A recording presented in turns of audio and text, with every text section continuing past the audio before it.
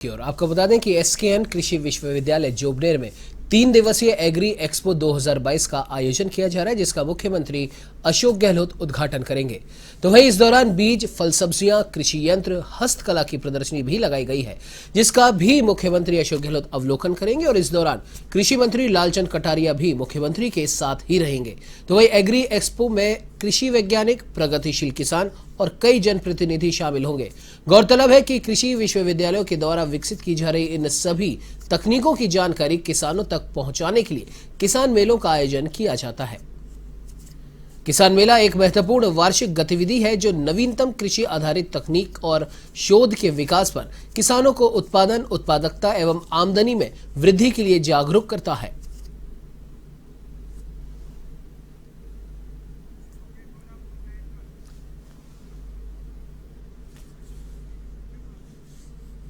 तो इस खबर पे ज्यादा जानकारी के लिए हमारे साथ एवं संवाददाता लोकेश ओला फोन लाइन पे मौजूद है। जी लोकेश, जानना चाहेंगे अभी तक की क्या कुछ अपडेट है? देखिए उमंग, मुख्यमंत्री अशोक गहलोत जोबनेर कृषि विश्वविद्यालय पहुंच चुके हैं, हेलीकॉप्टर के जरिए पहुंचे हैं और अब कुछ ही देर में जो एग्रीकल्चर एक्सपो उसका उद्घाटन करेंगे। बात करें तो जिस तरह से जो एग्री एक्सपो 2022 का आयोजन जोबनेर कृषि विश्वविद्यालय में किया जा रहा है, जहाँ पर जो कृषि की जो नई तकनीकों के बारे में किसानों को जागरूक किया जा रहा है, तथा जो नई तकनीकी और जो नए जो संसाधन है उनके बारे में जानकारी दी जा रही है। मुख्यमंत्री अशोक गहलोत यहाँ पहुंच चुके और अब जो कुछ ही देर में मुख्यमंत्री अशोक गहलोत एग्रीकल्चर एक्सपो यानी जो कृषि मेले का फीता काटकर विधिवत शुभारंभ करेंगे।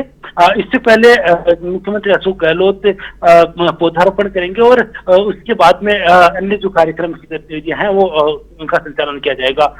मुख्यमंत्री अशोक गहलोत यहाँ उद्घाटन करने के बाद में जो लगाई गई प्रदर्शनी है उसका अवलोकन करेंगे।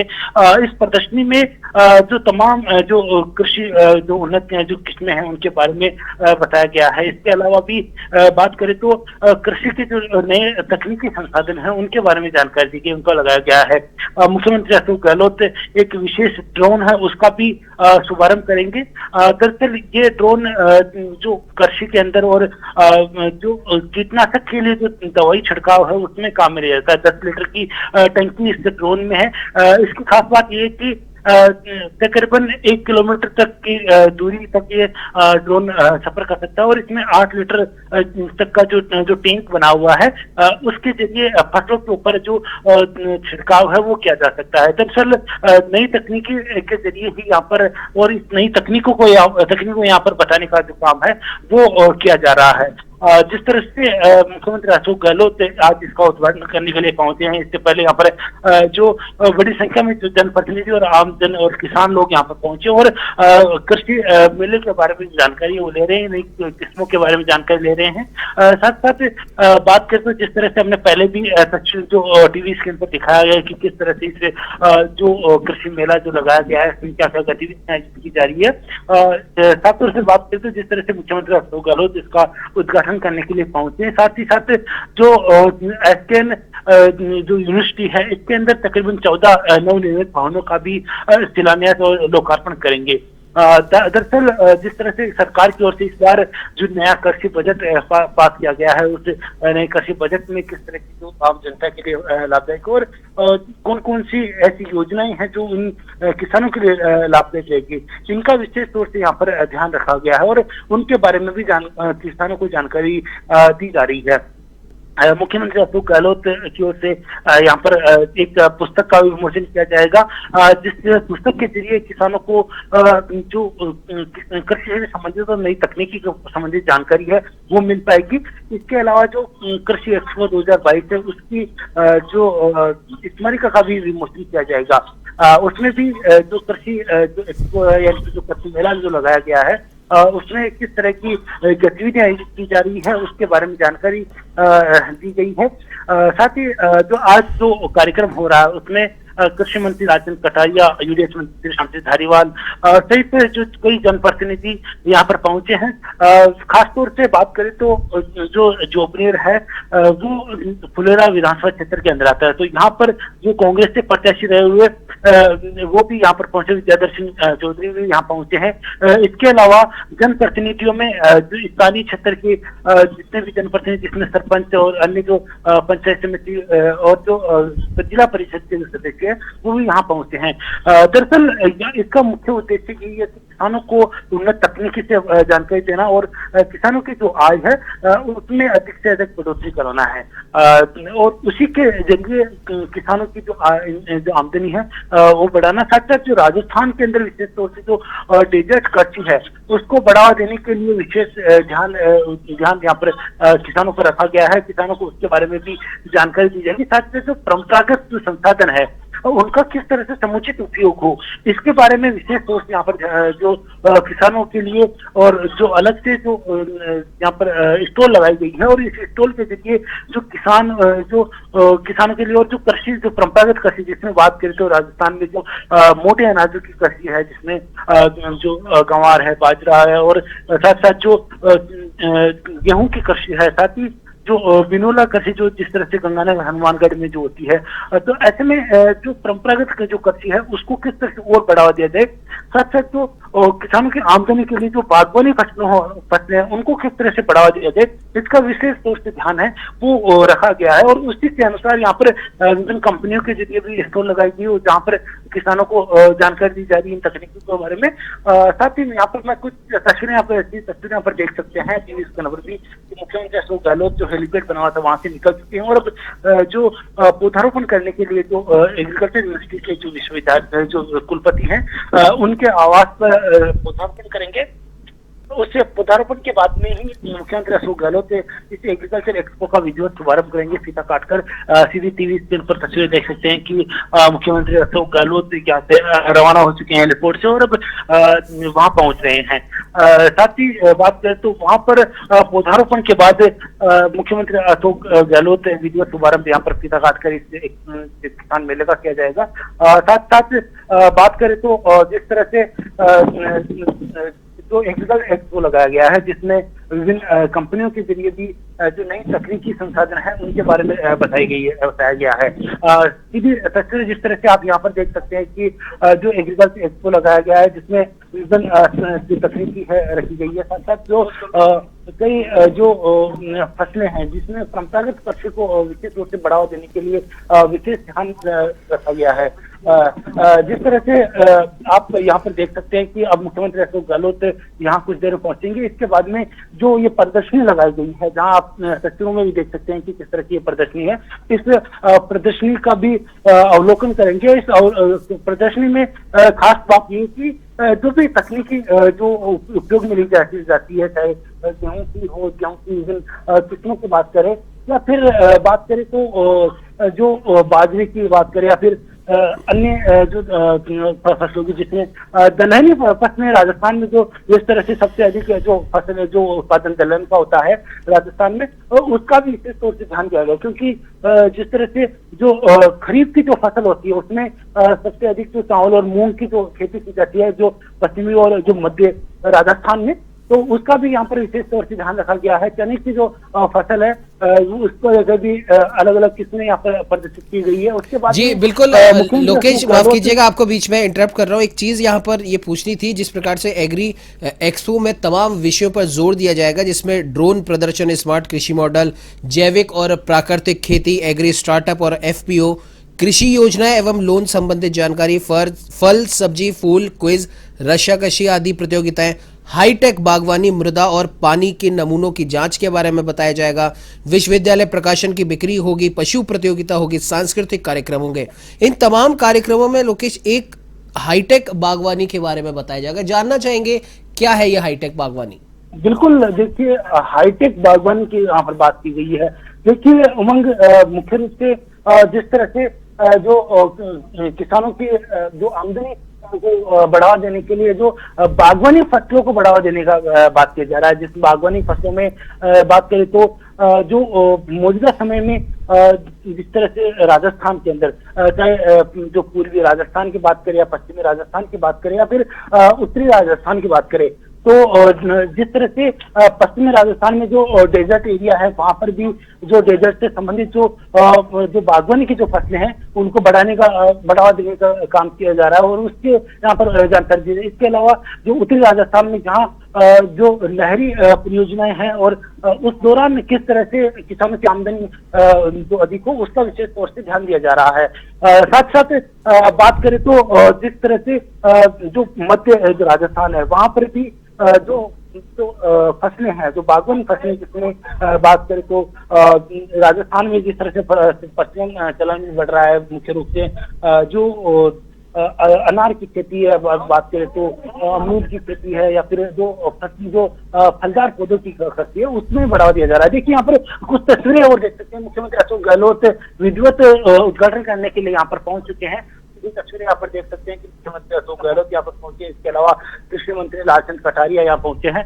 साथ ही जो किसान जो बोर्ड के अध्यक्ष है महादेव सिंह खंडेला वो भी यहाँ पर हैं। तो किसानों के विशेष तौर पर यहाँ पर जोर दिया जा रहा है इस सरकार की ओर से और इस साल विशेष जो अलग से कृषि बजट भी पेश किया गया है और ऐसे में मुख्यमंत्री अशोक गहलोत यहाँ पर पहुंचे हैं और अब उनके जी उमंग। जी बिल्कुल लोकेश, जिस प्रकार से तस्वीरों में भी दिखाई दे रहा है मुख्यमंत्री अशोक गहलोत वहां पर पहुंच चुके हैं। जोबनेर में एसकेएन कृषि विश्वविद्यालय के तहत कृषि मेले का आयोजन किया जा रहा है जिसका उद्घाटन मुख्यमंत्री अशोक गहलोत कर रहे हैं। उसके बाद में मुख्यमंत्री तमाम जो वहां पर कृषि प्रदर्शनियां लगी हुई हैं उनका भी अवलोकन करेंगे और जैसा कि आपने बताया विभिन्न विषयों को, विभिन्न तकनीकों को इस कृषि मेले में बताया जाएगा। उन किसानों को जो खेती के पारंपरिक तरीके के साथ साथ किस प्रकार से खेती किसानी को और आगे लेके जाए, किस प्रकार से एक किसान की एक हम कह सकते हैं कि किस प्रकार से उसकी आमदनी बढ़े, उन तमाम तरीकों को यहाँ पर बताया जाएगा इन प्रदर्शनी में। आपको बता दें कि कृषि मेला एग्री एक्सपो का आयोजन जोबनेर में श्री कर्ण नरेंद्र कृषि विश्वविद्यालय में हो रहा है। 28 से 30 मार्च तक ये कृषि मेला चलेगा। किसानों की समस्याओं का समाधान कृषि वैज्ञानिकों के द्वारा इसमें किया जाएगा। मुख्यमंत्री अशोक गहलोत इसका उद्घाटन करते हुए आप देख सकते हैं वहां पर पहुंच चुके हैं मुख्यमंत्री अशोक गहलोत। और सबसे बड़ी बात यहां पर यह भी है कि अत्याधुनिक और नई विकसित कृषि से संबंधित योजनाओं के बारे में भी बताया जाएगा और साथ ही साथ नई विकसित किस्मों व कृषि औजारों के बारे में भी इस कृषि मेले में जानकारी दी जाएगी।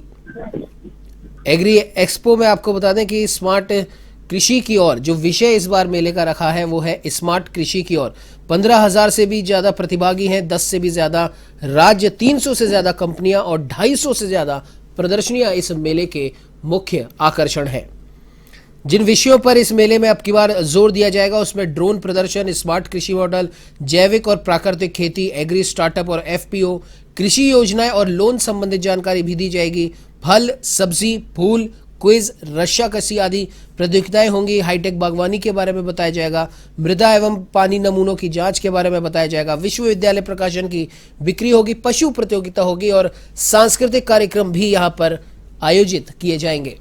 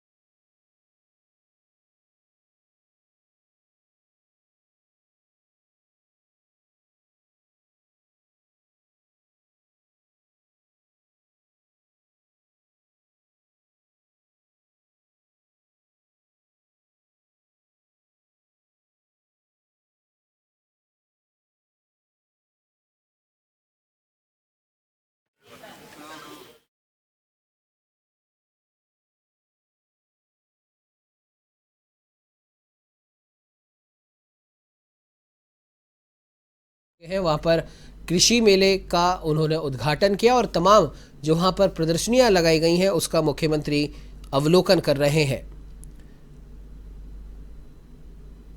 एग्री एक्सपो 2022 स्मारिका और 2 और पुस्तिकाओं का भी मुख्यमंत्री अशोक गहलोत विमोचन करेंगे। मेले में बीज, फल, सब्जियां, कृषि यंत्र की प्रदर्शनी लगाई गई है। मुख्यमंत्री अशोक गहलोत के साथ ही मंत्री शांति धारीवाल और कृषि मंत्री लालचंद कटारिया भी मौजूद हैं। आपको बता दें कि तमाम जो प्रदर्शनियां वहां पर लगी हुई हैं उनका मुख्यमंत्री अवलोकन कर रहे हैं।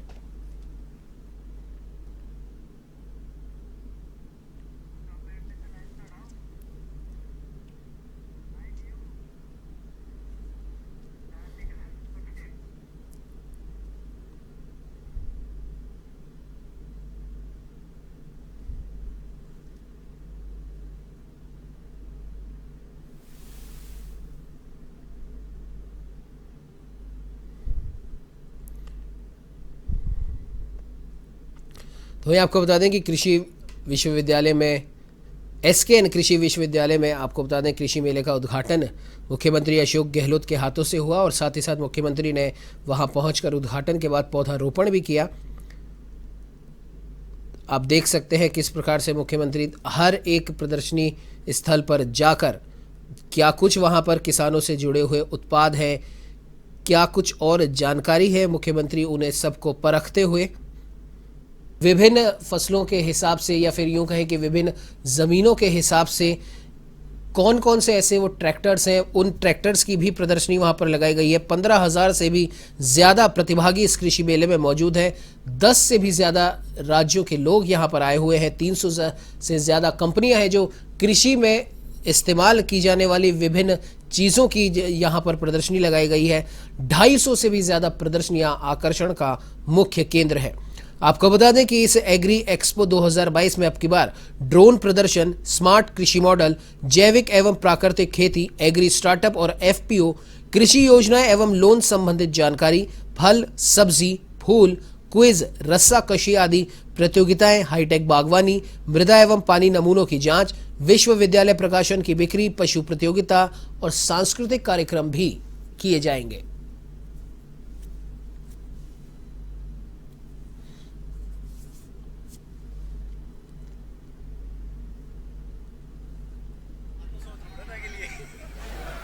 और दीप का प्रज्वलन जब ऐसे संकल्पवान करों के द्वारा हो तो सुनिश्चित है कि सहस्त्र भाव प्रकाश किरणों से आज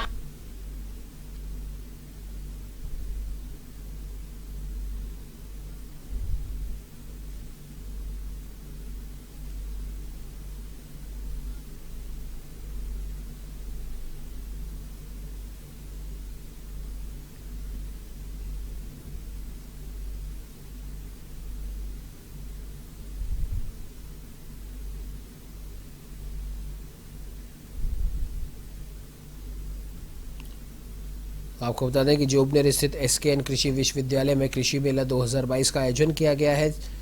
मुख्यमंत्री अशोक गहलोत ने अब से कुछ ही देर पहले इसका उद्घाटन किया और वहां पहुंचकर पौधारोपण भी मुख्यमंत्री ने किया और वहां पर 250 से भी ज़्यादा प्रदर्शनियां वहां पर लगी हैं। उन तमाम प्रदर्शनियों का मुख्यमंत्री ने अवलोकन भी किया।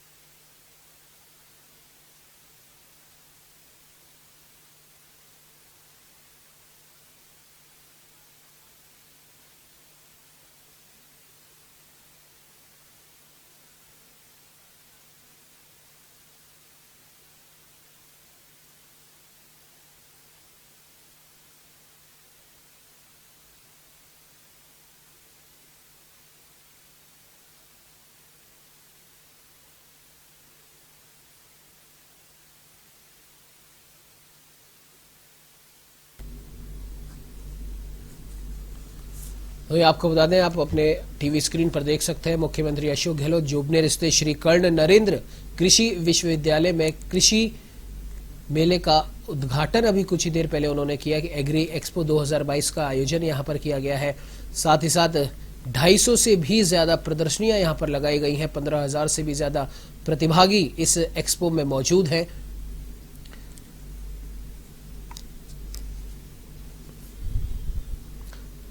आपको बता दें, श्री कर्ण नरेंद्र विश्वविद्यालय के कुलपति जीएस संधू भी वहां मौजूद हैं।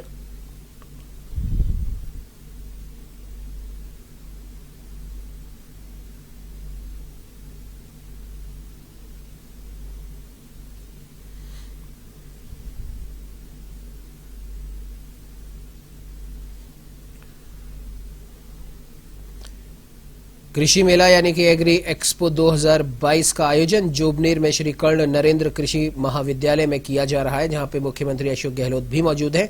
आपको बता दें, इस कृषि मेले का आयोजन 28 से 30 मार्च 2022 तक किया जाएगा। कृषि मेला या फिर एग्री एक्सपो में किसानों की समस्याओं के समाधान हेतु कृषि वैज्ञानिक भी वहां पर मौजूद हैं। अत्याधुनिक नई विकसित कृषि से संबंधित योजनाओं के बारे में बताया जाएगा। नई विकसित किस्मों व कृषि औजारों के बारे में बताया जाएगा। क्या कुछ ऐसी सरकारी योजनाएं हैं जो कृषि में किसानों के काम आ सकती है, उन पर भी प्रकाश वहां पर डाला जाएगा। श्री कर्ण नरेंद्र कृषि विश्वविद्यालय जोबनेर में कृषि मेला एग्री एक्सपो 2022 का आयोजन किया गया है। 15,000 से ज्यादा प्रतिभागी यहाँ मौजूद हैं।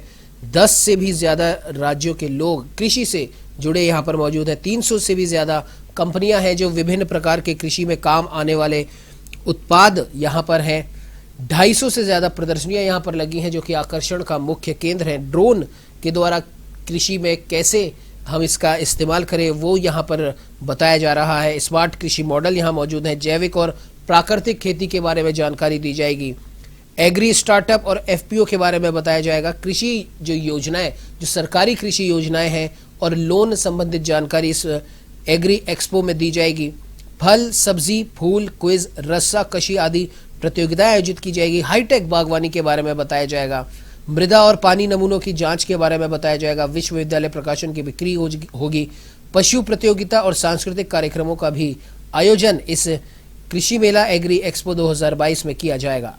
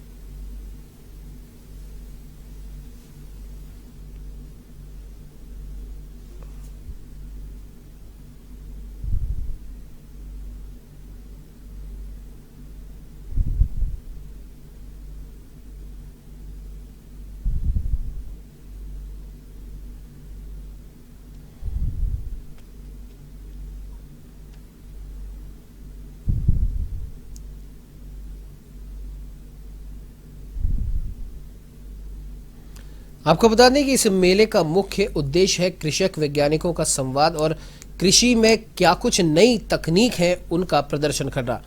तो वहीं मेले में आपको बता दें, न सिर्फ जयपुर जिले के बल्कि अजमेर, दौसा, भरतपुर, सीकर, अलवर और धौलपुर जिले के किसान भी यहां पर आएंगे। कई महिला किसान भी यहां पर मौजूद हैं। इसके साथ ही मेले में विभिन्न प्रकार की प्रदर्शनियां लगाई गई हैं जिसमें कई स्वायत्त संस्थाएं, खाद, बीज, दवाइयां, कृषि उपकरण बनाने वाली कंपनियां, कृषि उद्योग कर्मी भी इस मेले में भाग ले रहे हैं और अपनी अपनी कृषि तकनीकों का यहां पर वो प्रदर्शन करेंगे। इस मेले का या फिर यूं कहें इस एग्री एक्सपो का मुख्य उद्देश्य ये है कि सभी किसान ज्यादा से ज्यादा कृषि के क्षेत्र में जो नवाचार हुए हैं उनके बारे में जाने, खुद नवाचार का हिस्सा बने ताकि राजस्थान का किसान आत्मनिर्भर बन सके। और साथ ही साथ आपको बता दें कि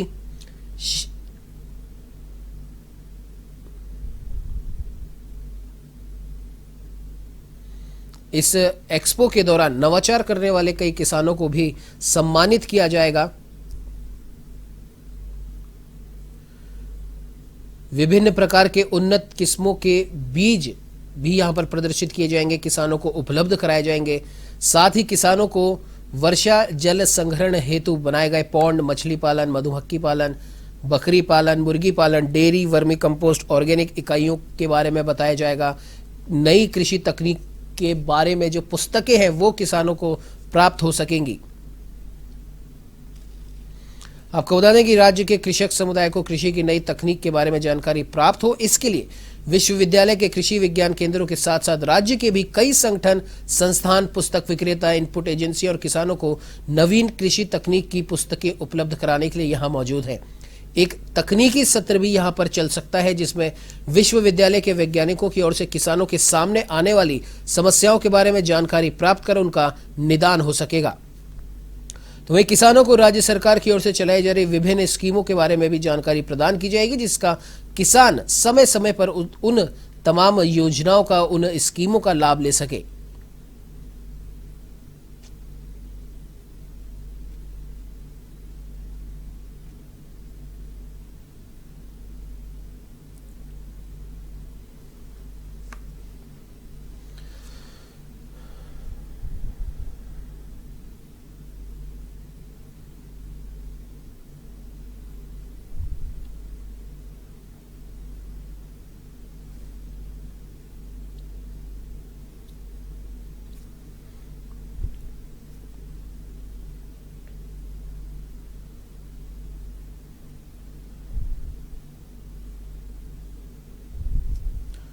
तो आपको बता दें कि कृषि मेला एग्री एक्सपो 2022 का आयोजन जोबनेर में श्री कर्ण नरेंद्र कृषि महाविद्यालय में 28 से 30 मार्च तक किया जाएगा। और साथ ही साथ आपको बता दें कि किसानों की समस्याओं का समाधान कृषि वैज्ञानिकों के द्वारा इसी मेले में किया जाएगा।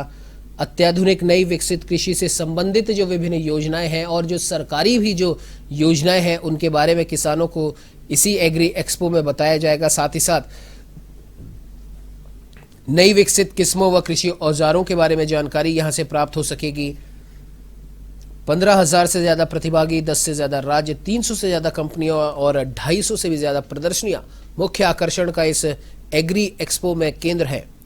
आपको बता दें कि इस एग्री एक्सपो में विभिन्न विषयों पर जोर दिया जाएगा, जिनमें प्रमुख है ड्रोन प्रदर्शन, स्मार्ट कृषि मॉडल, जैविक एवं प्राकृतिक खेती, एग्री स्टार्टअप एंड एफपीओ, कृषि योजनाएं और लोन संबंधित जानकारी, फल, सब्जी, फूल, क्विज, रस्साकशी आदि प्रतियोगिताएं, हाईटेक बागवानी, मृदा और पानी के नमूनों की जांच, विश्वविद्यालय प्रकाशन की बिक्री, पशु प्रतियोगिता और सांस्कृतिक कार्यक्रमों का भी आयोजन इस कृषि मेला या फिर एग्री एक्सपो 2022 में किया जाएगा।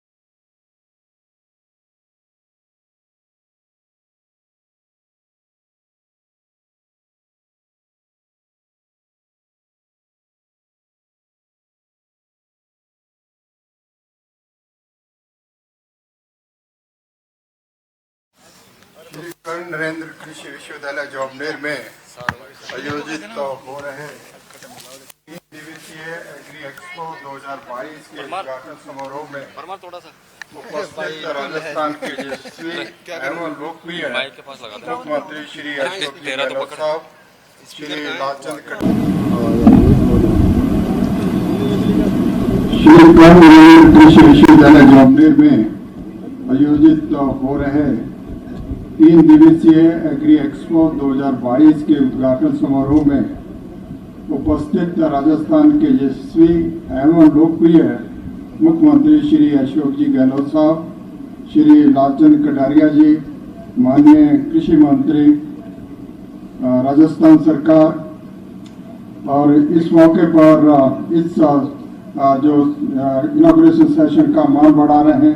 श्री खिलाड़ीलाल बैरवा जी जो विधायक एवं अध्यक्ष हैं अनुसूचित जनजाति आयोग के, श्री दीपचंद जी खैरिया साहब विधायक हैं किशनगढ़ बास एवं उपाध्यक्ष किसान आयोग, श्री बाबूलाल जी नागर विधायक दूदू एवं मुख्यमंत्री सलाहकार, श्री अशोक जी बेनीवाल विधायक सायपुरा और मेंबर बोर्ड ऑफ मैनेजमेंट पेस्ट्री and agriculture university Jobner, Shri Suresh Modi ji विधायक नीम का थाना, श्री राम सिंह जी राव अध्यक्ष वंशावली संरक्षण एवं संवर्धन अकेडमी अचलपुर, श्री विद्याधर चौधरी जी, श्रीमती मंजू सिंघी जी चेयरमैन नगरपालिका जॉबनेर, श्री शैतान सिंह जी मेरेडा प्रधान पंचायत समिति जॉबनेर, श्री राम सिंह जी झांझड़ा प्रधान पंचायत समिति झोटवाड़ा, श्री दिनेश कुमार जी IAS प्रमुख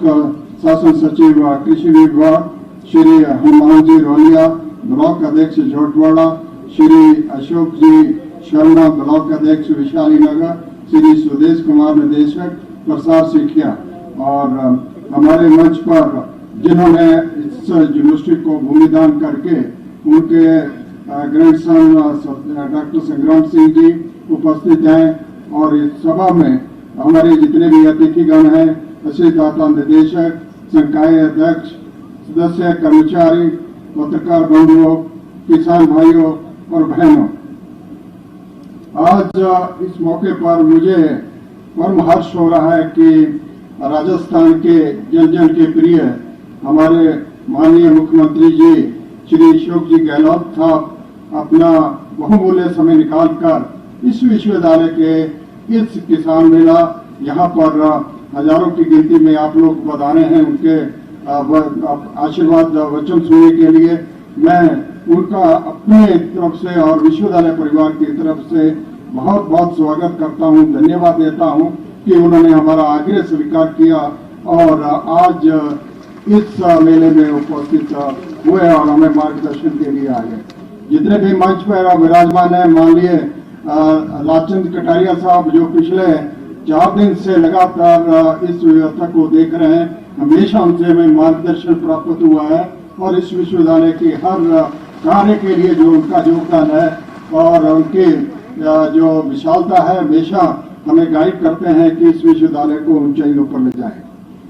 सर जी, पिछले वर्ष हमने कोरोना पीरियड में 5 दिवसीय किसान मेला आयोजित किया था, उसमें भी भरपूर सहयोग मिला था और उसको देखते हुए इस बार हमने कहा कि इसका कुछ विशाल रूप में किसान मेले को आयोजित किया जाए।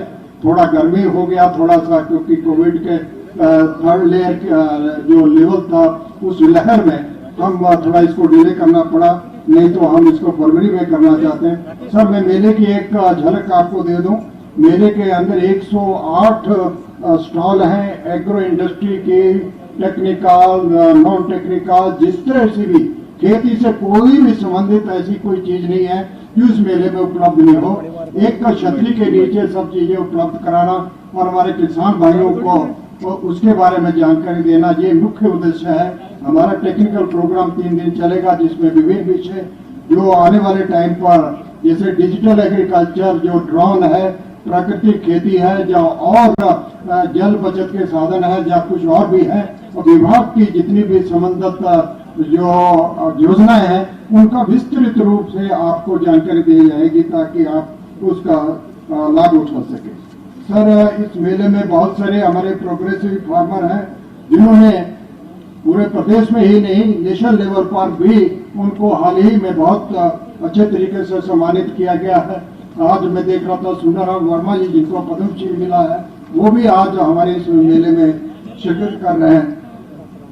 सर, कोई भी कृषि विश्वविद्यालय जो इंडिया में है उसके 3 मुख्य कार्य हैं: कृषि शिक्षा, कृषि शोध और कृषि प्रसार। सर, आपके आशीर्वाद से ये विश्वविद्यालय 2013 में बना था और आज इसके पास 18 महाविद्यालय बन गए हैं और उसमें डेयरी साइंस का एक है।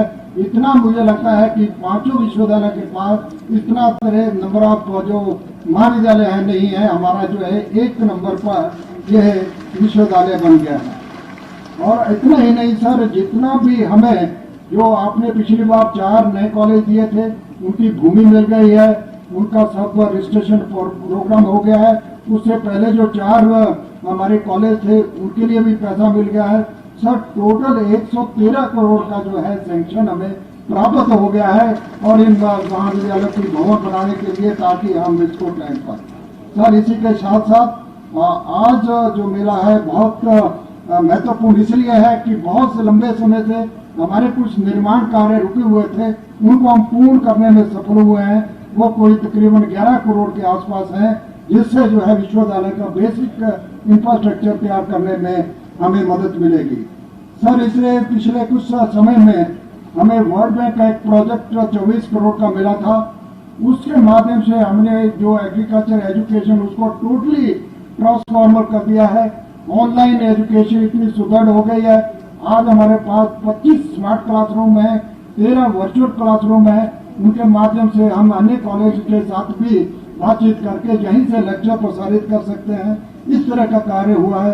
सर प्रयोगशालाओं का नवीनीकरण, हमारी वैज्ञानिक संगोष्ठी के लिए एक बहुत सभागार जिसमें 400 लोग बैठ सकते हैं, उसका नवीनीकरण। और सर मैं आपको बताऊं, जो ऑनलाइन एजुकेशन जो हमारे जो वर्चुअल क्लासरूम बने हैं, हमने 60 ऐसे वेबिनार पिछले 4-5 महीने में किए हैं। देश विदेश के जितने भी माने गणे व्यक्ति हैं एग्रीकल्चर में, चाहे वो यूएसए में है, चाहे वो ऑस्ट्रेलिया में है, चाहे इंग्लैंड में है, उनके साथ हमने लेक्चर यहाँ से उनके करवाए और हमारे फैकल्टी ने उसके बारे में पूरा ध्यान दिया। सर कुछ ही दिन पहले 23 तारीख को माननीय हमारे राज्यपाल जी ने हमारे जो अंतर्राष्ट्रीय एक संगोष्ठी, वैज्ञानिक संगोष्ठी का उद्घाटन किया था। वो पहली बार इस विश्वविद्यालय में इस तरह की अंतर्राष्ट्रीय वैज्ञानिक गोष्ठी हम ऑर्गेनाइज करने में सफल हुए। सर उसके साथ साथ बहुत छोटे छोटे जो कार्य विश्वविद्यालय में होना चाहिए, जैसे बायोगैस है, हनी बी यूनिट है, मिल्क पार्लेज यूनिट है। सर एक प्रोजेक्ट हमें पर्टिकुलरली स्टूडेंट की स्किल डेवलपमेंट के लिए कैरियर डेवलपमेंट सेंटर, वो भी हमें आईसीआर से मिला है, जिसमें हम अपने स्टूडेंट को उनकी स्किल कैसे बढ़ा सकते हैं, उनका पर्सनैलिटी डेवलपमेंट कैसे कर सकते हैं, उनको ग्रुप डिस्कशन में कैसे डाल सकते हैं, उनकी जो कम्युनिकेशन स्किल है उसको कैसे इंप्रूव कर सकते हैं। सर उसमें हमने कार्य किया है।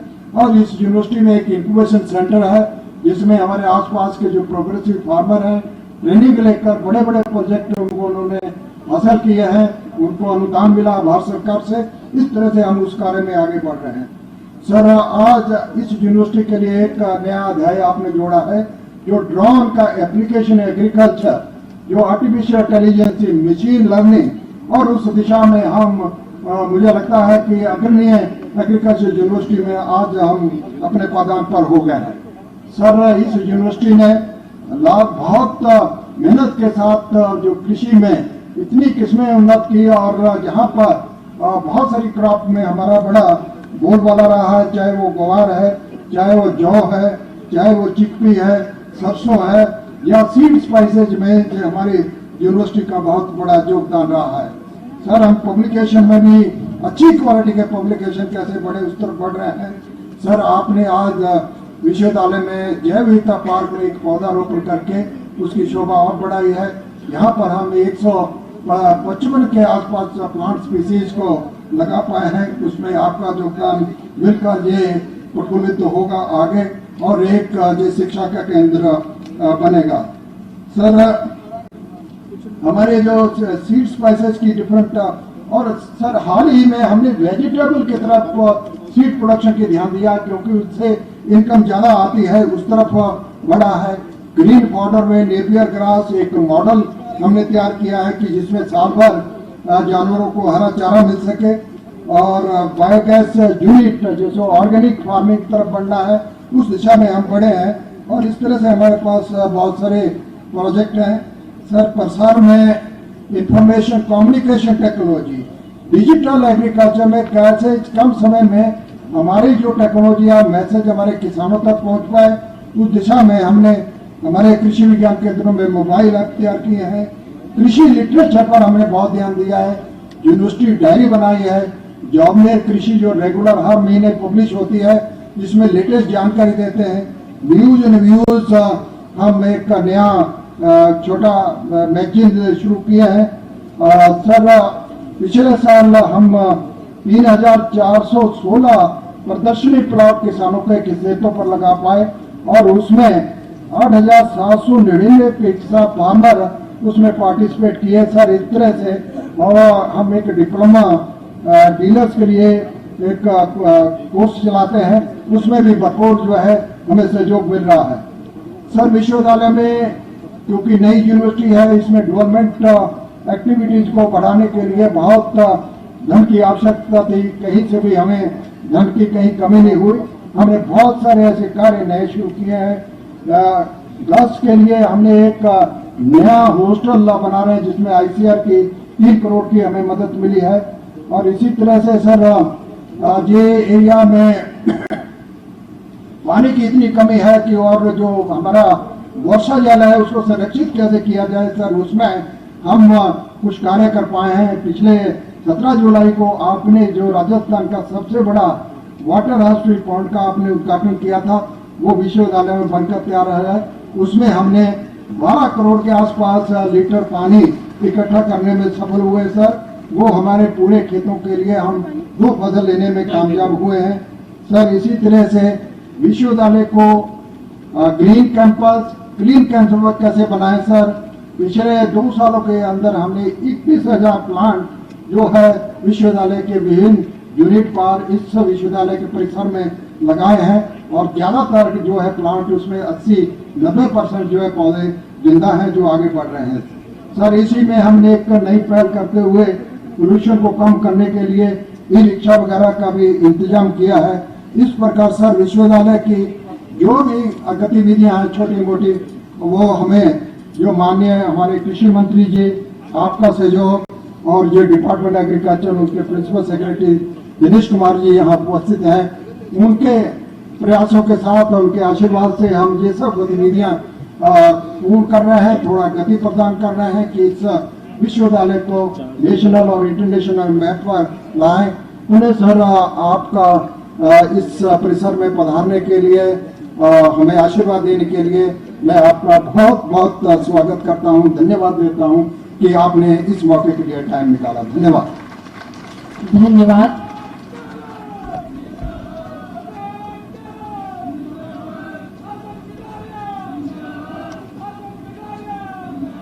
धन्यवाद कुलपति महोदय प्रोफेसर जीत सिंह संधू।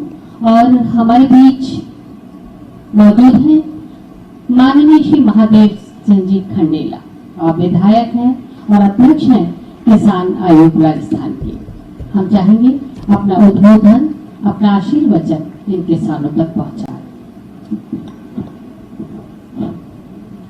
राजस्थान के लोकप्रिय मुख्यमंत्री परम सम्माननीय अशोक जी गहलोत साहब, राजस्थान सरकार के कृषि मंत्री सम्माननीय लालचंद जी कटारिया साहब, कृषि किसान आयोग के उपाध्यक्ष दीपचंद जी खैरिया साहब, जोबनेर कृषि विश्वविद्यालय के वीसी संधू साहब, मेरे साथी भाई खिलाड़ी लाल जी बैरवा साहब, सुरेश जी मोदी साहब, आलोक जी बेनीवाल साहब, बाबूलाल जी नागर साहब, श्री विद्याधर जी, सम्मानित मंच और मेरे सामने विराजमान मेरे किसान भाइयों और मेरी बहनों, परम सम्माननीय मुख्यमंत्री जी, आपने राजस्थान में किसान आयोग का सर्वप्रथम गठन सन 2011 और 2011 में किया था और आयोग द्वारा कार्यालय स्थापित हो गया था। आयोग ने 2012 और 13 में अपनी 2 रिपोर्ट आदरणीय मुख्यमंत्री जी को सौंपी। माननीय मुख्यमंत्री जी महोदय द्वारा आयोग की रिपोर्ट के लिखे लगभग हर सुझाव को लागू किया, चाहे वो सोलर पंप क्षमता 3 HP हो या 5 HP करना हो, ताराबंदी का सुझाव हो, सब सुविधा माननीय मुख्यमंत्री जी ने किसान भाइयों को दी। मैं माननीय मुख्यमंत्री जी को का आभार प्रकट करता हूं और विश्वास दिलाता हूं कि राजस्थान किसान आयोग अपनी पूरी क्षमता के साथ किसानों और पशुपालकों की समस्याओं को सुलझाने और उनकी हर बात माननीय मुख्यमंत्री जी तक पहुंचाने के लिए प्रयासरत है। आयोग की टीम राजस्थान के किसान के खेत खलियान तक पहुंचकर समस्याओं को जानने का प्रयास कर रही है। मुझे माननीय मुख्यमंत्री जी और आप सबको ये सूचित करते हुए खुशी है कि हम जल्दी ही राजस्थान के सभी 10 कृषि खंडों में किसानों और पशुपालकों के लिए जागरूकता कार्यक्रम और कृषि संवाद कार्यक्रम आयोजित करेंगे और हर क्षेत्र की स्थानीय समस्याओं के समाधान के लिए काम करेंगे और इन कार्यक्रमों में भविष्य में जो किसानों के लिए कृषि नीति पशुपालन नीति में बहुत लाभ होगा। आयोग किसानों और पशुपालकों के साथ कृषि से जुड़े हर व्यक्ति, चाहे वह कृषि का छात्र हो, खेती और मजदूर हो या संबंधित विभागों के अधिकारी कर्मचारी हो, हर पक्ष की समस्या सुनना और समझना और उस पर उचित कार्रवाई करना हमारा फर्ज है। हमारा प्रयास है कि अगले 6 महीने में हम पूरा राजस्थान का दौरा कर हर किसान की समस्या को जानकर अंतरिम रिपोर्ट माननीय मुख्यमंत्री जी महोदय को प्रस्तुत करेंगे। धन्यवाद। जय हिंद। धन्यवाद श्री महादेव सिंह जी खंडेला, माननीय विधायक महोदय। और हमारे बीच में श्री खिलाड़ी लालजी बैरवा साहब, माननीय विधायक एवं अध्यक्ष अनुसूचित जाति आयोग। आपसे अनुरोध उद्बोधन के लिए। आज श्री नरेंद्र कृषि विश्वविद्यालय जोबनेर द्वारा एग्री एक्सपो 2022 में हमारे मुख्य अतिथि माननीय जननायक श्री अशोक गहलोत साहब, हमारे कृषि मंत्री माननीय कटारिया साहब, किसान आयोग अध्यक्ष खंडेला जी, विधायक बाबूलाल नागर जी, दीपचंद केरिया जी, उपाध्यक्ष किसान आयोग सुरेश मोदी जी, हमारे साथी आलोक बेनीवाल जी और यहाँ का जो सब कुछ संभाले हुए हैं हमारे प्रोफेसर जी सिंह संधू जी, कुलदीप गुरपति जी, मंच पर विराजमान सभी अतिथिगण, प्रेस के साथियों और माता बहनों, आज एक बहुत शुभ दिन है इस जोबनेर की विश्वविद्यालय में जहाँ मुख्यमंत्री जी का आगमन हुआ है। कृषि मेले में आप लोग सब पधारे हैं। मुख्यमंत्री जी ने जो बजट दिया है और किसानों के लिए अलग से जो बजट दिया है वो एक बहुत ही बेइतिहास विशाल और एक ऐतिहासिक बजट है। इसमें किसानों के साथ साथ दुग्ध उत्पादकों को भी इतना फायदा दिया है कि आप सोच नहीं सकते। ये राजस्थान में पहली बार हुआ है। मैं इस मौके पर बहुत बहुत साधुवाद आपकी तरफ से मुख्यमंत्री जी को और पूरा राजस्थान, पूरे प्रदेश के सभी लोग, चाहे वो कर्मचारी हो, अधिकारी हो, किसान हो, मजदूर हो, हजारों की मात्रा में प्रतिदिन धन्यवाद देने के लिए उपस्थित हो रहे हैं मुख्यमंत्री कार्यालय में। ये इससे बड़ी बात क्या हो सकती है। इस मौके पर मैं एक बात और कहना चाहूंगा, क्योंकि मैं धन्यवाद देना चाहता हूं लालचंद जी कटारिया साहब का भी, मुख्यमंत्री अशोक गहलोत साहब का भी, जिन्होंने मेरे यहाँ भी खेमरी बसेड़ी एक छोटी सी जगह जिसको पूरे संभाग में पहली बार एग्रीकल्चर कॉलेज दिया। आज वो एग्रीकल्चर कॉलेज 2 वर्ष से लगातार चल रहा है। मैं धन्यवाद देना चाहता हूं संधू साहब को भी, जिन्होंने लगातार मेरे टच में रहते हो जो भी समस्या हमने मिलकर समस्या को निपटारा किया है। और आज स्थिति ऐसी, उसकी जमीन भी हो गई है और बजट भी सैंक्शन हो गया है। तो इस मौके पर मैं ये मेरा धर्म बनता है कि मुख्यमंत्री जी ने जो कार्य किए हैं, इतने कार्य किए हैं कि जगह जगह कृषि विश्वविद्यालय खोलकर तो राजस्थान को बहुत ही बड़ा आगे बढ़ा दिया है। इस मौके पर आप लोगों ने स्वागत किया, उसके लिए धन्यवाद। राम राम साहब। धन्यवाद, बहुत बहुत धन्यवाद विधायक महोदय। और आज का एग्री एक्सपो 2022 देखकर लगता है कि एक नया राजस्थान बनाने का इरादा मन में है। बढ़ रहे हैं प्रगति की ओर हम, जिस रफ्तार से कर रहा हमको नमन, ये विश्व भी उस पार से, पर अधूरी है विजय जब तक हमारे अन्नदाता नवीन तकनीकों से नहीं बने हुए हैं। यहाँ मुक्त करना है हमें प्रदेश को उस भार से। उन्नत किसान के लिए आयोजित एग्री एक्सपो 2022 ये एक और नया कड़ी, नया प्रयास। हमारे बीच मौजूद है हमारे माननीय मंत्री महोदय, कृषि मंत्री महोदय श्री लालचंद जी कटारिया साहब। राजनीति में जब आप जैसे लोग प्रवेश करते हैं तो राजनीति की प्रतिष्ठा तो बढ़ती ही है, हम सब भी गौरवान्वित होते हैं।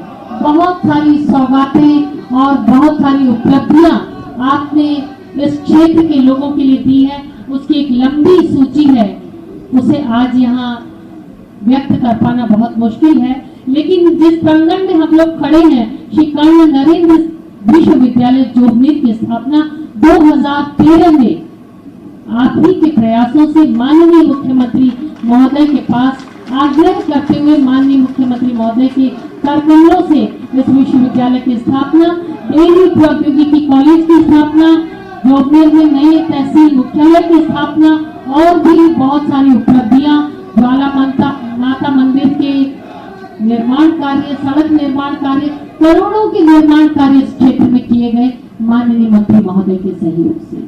अनुरोध करना चाहेंगे जो लगातार 4 दिनों से एक एक चीज पर मॉनिटरिंग रखते हुए, मार्गदर्शन देते हुए आज के इस गरिमामय समारोह को हम आयोजित कर पा रहे हैं आपकी वजह से। आपसे अनुरोध करना चाहेंगे अपना उद्बोधन और उत्प्रेरण हमारे निर्णयदाताओं, हमारे किसान भाइयों को दे माननीय मंत्री महोदय।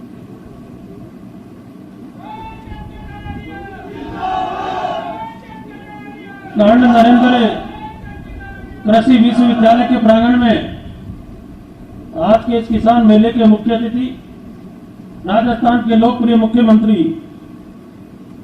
सम्मानीय अशोक जी गहलोत साहब, मनसा सिंह, सम्मानीय महादेव सिंह जी खंडाला साहब, खिलाड़ीलाल जी बेहरवा साहब, दीपचंद जी खैरिया साहब, बाबूलाल जी नागर साहब, आलोक जी बेनीवाल साहब, सुरेश मोदी जी और इस विश्वविद्यालय के कुलपति प्रोफेसर GH संधू जी, राम सिंह जी राव साहब जो भाई अपने आसनपुर के रहने वाले हैं। माननीय मुख्यमंत्री जी ने इनको वंशावली संरक्षण एवं संवर्धन अकादमी का अध्यक्ष बनाया है। विचार्य चौधरी साहब, नगर पालिका जोबनेर की चेयरमैन श्रीमती मंजू सिंह जी, नई पंचायत समिति के प्रधान जो मुख्यमंत्री जी ने जोबनेर को सौगात दी, वो सबसे पहले सौगात थी कि जोबनेर को नई पंचायत समिति दी। उसके प्रधान शैतान जी खड़े होना जी, शैतान सिंह जी मेहड़ा साहब, ये पहले प्रधान है पंचायत समिति जोबनेर के। राम नारायण जी झाझरा साहब, प्रधान पंचायत समिति लोटवाड़ा। प्रमुख शासन सचिव कृषि दिनेश कुमार जी, ब्लॉक कांग्रेस कमेटी के अध्यक्ष हनुमान साह जी रोलानिया लोटवाड़ा। वैशाली नगर ब्लॉक कांग्रेस कमेटी के अध्यक्ष भाई अशोक शर्मा जी और इस विश्वविद्यालय के निदेशक सुदेश कुमार जी, यहाँ उपस्थित नगर पालिका के सभी पार्षदगण, पूर्व पार्षदगण, सरपंचगण, पंचायत समिति मेंबरान, जिला परिषद के सदस्य, उप जिला प्रमुख मोहन डागर जी, उपस्थित सभी किसान भाइयों, नौजवान साथियों और यहाँ छात्रों छात्राएं भी बैठे हैं, मीडिया के सभी साथीगण, कर्मचारीगण, सभी अधिकारीगण। मैं सबसे पहले इस जोटवाड़ा की धरती पर सम्माननीय मुख्यमंत्री जी का हार्दिक स्वागत और अभिनंदन करता हूं। जोरदार ताली बजाओ भाई। तो मैं भी पूरा जोबनेर का खाका पढ़ूंगा, भाषण नहीं दूंगा। माननीय मुख्यमंत्री जी, आपके पिछले 3 साल के कार्यकाल में 2013 के बाद में 2013 में आपने इसी विश्वविद्यालय की स्थापना की। उसके बाद में डेयरी और प्रौद्योगिकी कॉलेज की स्थापना की। जोबनेर में नवीन तहसील मुख्यालय बनाया, पंचायत समिति बनवाई, उपखंड कार्यालय बनवाया, सहायक निदेशक कृषि कार्यालय की स्थापना की। जोबनेर में सामुदायिक स्वास्थ्य केंद्र ट्रॉमा सेंटर की स्थापना की। जोबनेर नगर पालिका क्षेत्र में फेशियल ट्रीटमेंट प्लांट की स्थापना की। उप स्वास्थ्य केंद्र आशापुर को प्राथमिक स्वास्थ्य केंद्र में क्रमोन्नत किया। अभी हाल ही में बैसावा को पीएससी दी गई। कालवाड़ जो उप तहसील थी उसको तहसील बनाया गया। ऐसी बहुत बड़ी लिस्ट है। ये पिछले 3 साल के कार्यकाल में है। इसमें सड़कें अलग है, ज्वाला माता की मंदिर का रोड का काम चल रहा है। संग्राम सिंह जी यहां मौजूद हैं, जो 2 साल पहले यहां से रिटायर हुए हैं। मैं राहुल साहब को भी याद करना चाहूंगा, जिनके सानिध्य में उस जमाने में सोच के साथ में ये जमीन उन्होंने इस कृषि महाविद्यालय को दान की और आज उन्हीं की बदौलत देश और दुनिया में जोबनेर विश्वविद्यालय दुनिया के नक्शे पे है। दुनिया के कोने कोने में लोग कृषि के क्षेत्र में जोबनेर विश्वविद्यालय का नाम जानते हैं। लगातार मुख्यमंत्री जी का प्रयास रहा और जितनी मांगे हमने जोटवाड़ा विधानसभा में रखी, ये तो केवल ग्रामीण क्षेत्र की बात कह रहा हूं मैं। जोटवाड़ा विधानसभा का क्षेत्र एक पार्ट जो शहरी है पृथ्वीराज नगर, उसमें 1100 करोड़ का अकेला काम बिशलपुर के पानी की योजना का चल रहा है। 600 करोड़ का सिविल लाइन का काम चल रहा है। और जो हमारी बहुत बड़ी समस्या थी जयपुर विकास प्राधिकरण की, ये हमारे भाइयों को पट्टे नहीं मिले थे, वो लगातार पट्टे देने का काम जारी है। मुख्यमंत्री जी की मंशा थी, जब सरकार बनी तो किसानों के प्रति एक पीड़ा थी कि कृषि का अलग से बजट रखा जाए और उसकी शुरुआत इसी बजट सत्र में की गई। और बजट में कृषि के क्षेत्र में जितने नवाचार हो रहे हैं, जितनी अनुदान की हमारी योजनाएं हैं, उनमें सब में लक्ष्य बढ़ाया गया। और आप अंदाजा लगा सकते हैं कि प्रधानमंत्री फसल बीमा योजना में आज पूरे देश में हम राजस्थान दूसरे नंबर पे है। 15,000 करोड़ से ऊपर का फसल बीमा योजना का लाभ किसानों को मिला है। 28,000 सोलर कनेक्शन हम दे चुके हैं। टारगेट 50,000 से ऊपर का है जो मुख्यमंत्री जी ने इसी साल बजट में घोषणा की है। तारबंदी के अंदर जो सीमाएं थी, जो 3 व्यक्तियों को बना के तारबंदी की योजना बनती थी, उसको एकल कर दिया गया हर क्षेत्र के अंदर। और मैं कहना चाहूंगा आप लोगों से, ये जितने भी स्टॉल्स लगी हुई है, इसमें पूरे कृषि विभाग की जानकारी उपलब्ध है। आप इनका लाभ उठाएं। आज राजस्थान जो मरु प्रदेश कहलाता था, मैं दावे के साथ कह सकता हूं आने वाले 2 साल के बाद में ये जलहौज, ये फार्म पॉन्ड, ये जो बन रहे हैं पूरे प्रदेश के अंदर, जो मुख्यमंत्री जी की मंशा है कि किसान खेती जब भी कर सकता है जब उसके पास में पानी की उपलब्धता हो, और उसका एक लक्ष्य बना के एक टारगेट के रूप में लेकर हर किसान के खेत में फार्म पॉन्ड बने, जलहौज बने, बरसात के पानी का संचय हो, उसमें सोलर पैनल लगे, वो ड्रिप इरिगेशन का उपयोग करे, इन्हीं योजनाओं का लाभ ले। पशुपालन के क्षेत्र में राजस्थान में पहली बार लैब की स्थापना हो रही है। इसी बजट में मुख्यमंत्री जी घोषणा की है कि जो हमारे लगातार बीमारियां आती थी और कई बीमारियों की तो जांच भी नहीं हो पाती। हमारे को भोपाल जाना पड़ता था लैब टेस्टिंग के लिए या बरेली जाना पड़ता था। मुख्यमंत्री जी ने पहली बार जयपुर के अंदर उसकी स्थापना करने की बजट में घोषणा करी है, जो बहुत बड़ी बात। जिस प्रकार मनुष्य में अलग अलग तरह से बीमारियां आती है, अभी कोरोना काल आपने देखा होगा, ऐसे पशुओं में भी बीमारियां आती है। और जब उनका ब्लड टेस्ट किया जाता है तो कई बार सैंपल भेजने पड़ते हैं भोपाल में, जिनकी रिपोर्ट आने में 15-15, 20-20 दिन का समय लग जाता है, जब तक बहुत कुछ नुकसान हमारा हो चुका होता है। तो ये सब बात है। अच्छा पशुधन रखें, उसके लिए अलग से घोषणा की है। सॉर्टेड जो सीमन है उसका टारगेट बढ़ाया गया है कि ताकि अच्छी नस्ल के पशु रखें, 2 पैसे किसान के परिवार में आए, किसान खेती के साथ में पशुपालन का काम करे, जैविक खेती में आगे बढ़े, परंपरागत खेती का उपयोग करे, हमारे जो परंपरागत सोर्स हैं खेती के उनको अपनाने का काम करे। ये सब बातें मुख्यमंत्री जी के इस बजट में आप लोगों ने देखी होगी, सारी घोषणाएं उसमें है। और ये जो मेला संधू साहब ने और उनकी पूरी टीम ने, कहना चाहूंगा कि हर स्टोर को इन्होंने फोकस किया है, हर योजना की जानकारी उसमें रखी है। मैं आपसे निवेदन करना चाहूंगा, ये 3 दिन का जो किसान मेला है, जो यहाँ आपको जानकारी देगा, इसका लाभ हम पूरे आसपास के इलाके को, राजस्थान के किसानों को दें। आपको जो भी जानकारी प्राप्त करनी हो, पहली बार राजस्थान में कृषि विभाग ने राज किसान साथी पोर्टल हमने उपलब्ध करवाया। उसमें ऑनलाइन हमारे फार्म भरे जाते हैं, जितनी भी योजनाएं उनकी जानकारी दी जाती है। आपकी कोई शिकायत हो, उसमें भी आप उस पर डाल सकते हैं, उसमें भी हम कार्रवाई करते हैं। कृषि विभाग को आईटी के माध्यम से जोड़कर पहली बार राजस्थान के अंदर एक बहुत बड़ा कार्य कृषि विभाग ने किया है।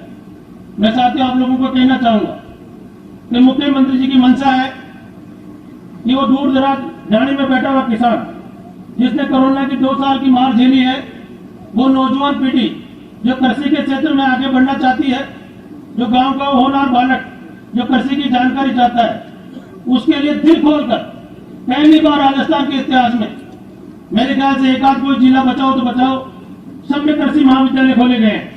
ये माधव सिंह जी खंडेला मौजूद है, किलनलाल बेरवा जी के खोले, आलोक जी बैठे हैं, भाई साहब के खोले, मोदी जी के खोले हैं, खैरिया जी के खोले हैं।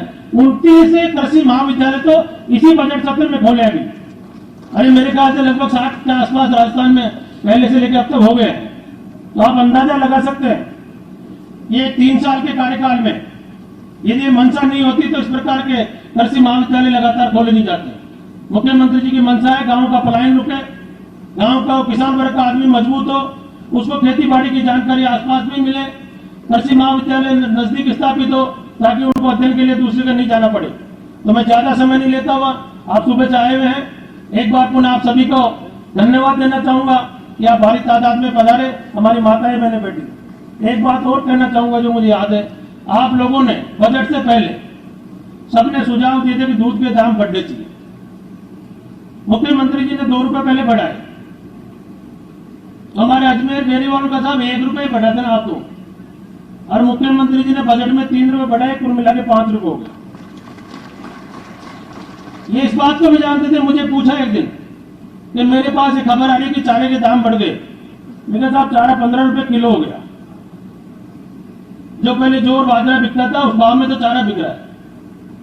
तो बिना किसी को पूछे उन्होंने 3 रुपए किया, कुल मिला के 5 रुपए का योगदान किसानों को मिल रहा है। ये बहुत बड़ी बात है। तो मैं एक बार पुनः माननीय मुख्यमंत्री जी महोदय का आप सभी की तरफ से स्वागत करता हूं और इस बात का धन्यवाद दूंगा कि आपने राजस्थान के किसानों की सुध ली, किसानों को ताकतवर बनाने का काम जो आपने अपनी सोच के साथ में रखा, और राजस्थान का हर किसान आपका ऋणी है, आभार व्यक्त करता है। इन्हीं शब्दों के साथ में मैं अपनी वाणी को विराम देता हूं और पुनः संग्राम सिंह जी का स्वागत करते हुए राव नरेंद्र जी को पुनः याद करूंगा कि उनका दिया हुआ दान आज वट वृक्ष के रूप में आगे बढ़ रहा है। जय हिंद, राम राम साहब।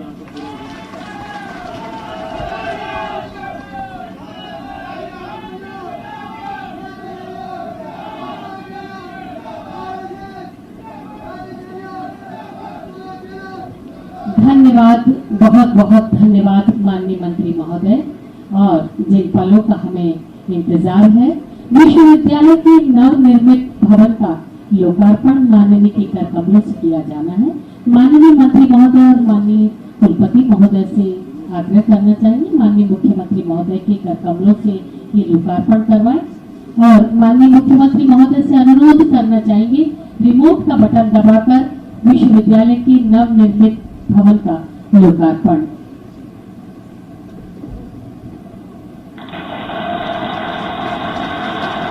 और राजस्थान सरकार के वित्तीय सहयोग के द्वारा श्री कर्ण नरेंद्र कृषि विश्वविद्यालय जोबनेर में 90 लाख रुपए की लागत से कौशल विकास केंद्र, 52 लाख रुपए की लागत से उन्नत जैविक खेती प्रयोगशाला और 1 करोड़ 41 लाख रुपए की लागत से प्रशासनिक भवन श्री कर्ण नरेंद्र कृषि व्यवसाय प्रबंध महाविद्यालय के नवनिर्मित भवन का लोकार्पण अभी माननीय मुख्यमंत्री के कर और राजस्थान सरकार के वित्तीय सहयोग के द्वारा नवनिर्मित भवनों का लोकार्पण विनय करने के लिए माननीय मुख्यमंत्री महोदय से अनुरोध, विनोद का बटन दबाएं।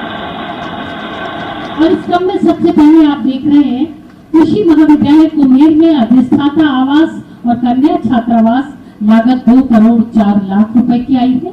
कृषि महाविद्यालय फतेहपुर में अधिष्ठाता आवास और कन्या छात्रावास लागत 2 करोड़ 4 लाख रुपए की। कृषि महाविद्यालय लालसोट में भूजल जलाशय 5 लाख लीटर क्षमता और ओवरहेड टैंक 2 लाख लीटर क्षमता का, इसकी लागत 4 करोड़ 16 लाख 25 हजार रुपए की आई है। और इसी क्रम में कृषि अनुसंधान केंद्र नवगांव अलवर में किसान छात्रावास, कृषि यंत्र इकाई और प्रशिक्षण सभा मंडप लागत 2 करोड़ 35 लाख रुपए की आई है। और जैसा कि हमारे किसान भाई जिन्होंने राष्ट्रीय स्तर पर राजस्थान के नाम को एक मुकाम दिलवाया है, एक ऊंचाई दिलवाई है, हमारे दीप स्तंभ ऐसे किसानों का सम्मान राज्य स्तर पर आज माननीय मुख्यमंत्री महोदय के कर कमलों से किया जाना है। और इस क्रम में सबसे पहले श्री भीरू राम जाट पुत्र श्री भूरा राम जाट बसेड़ी पंचायत समिति छोटवाड़ा, माननीय मुख्यमंत्री महोदय से अनुरोध कि भीरू राम जाट हमारे प्रगतिशील किसान जिन्होंने उद्यानिकी के क्षेत्र में उत्कृष्ट कार्य किया है, कृषि विभाग राजस्थान सरकार की आत्मा योजना के अंतर्गत उद्यानिकी क्षेत्र में उत्कृष्ट कार्य के लिए आज यहाँ सम्मानित किया जा रहा है श्री भीरू राम जाट जी को। और इसी क्रम में कृषि विभाग राजस्थान सरकार की आत्मा योजना के अंतर्गत जैविक खेती के क्षेत्र में उत्कृष्ट कार्य के लिए श्री सीताराम यादव पुत्र श्री कल्याणमल यादव निवासी सुंदरपुरा पंचायत समिति सांभर, आपको जैविक खेती के क्षेत्र में, और श्री गंगाराम सेपट पुत्र श्री हनुमान प्रसाद सेपट ग्राम काला जैविक खेती के क्षेत्र में उत्कृष्ट कार्य के लिए आपको आज यहाँ सम्मानित किया जा रहा है। एक बार जोरदार तालियां हमारे अन्नदाताओं के लिए, आप सबके प्रतिनिधि, हमारे धरती पुत्र, हमारे किसान जिन्होंने राष्ट्रीय स्तर पर नाम किया है। रणजीत सिंह जी पुत्र प्रेमाराम जाट ग्राम श्यामपुरा पंचायत समिति पेटराली जिला सीकर, राज्य स्तर पर आपको प्रशस्ति पत्र देकर आज यहाँ सम्मानित किया जा रहा है। और इसी क्रम में श्री सुरेंद्र अबाना पुत्र श्री शैतान सिंह और ग्राम भैराना पंचायत समिति मौजमाबाद जिला जयपुर,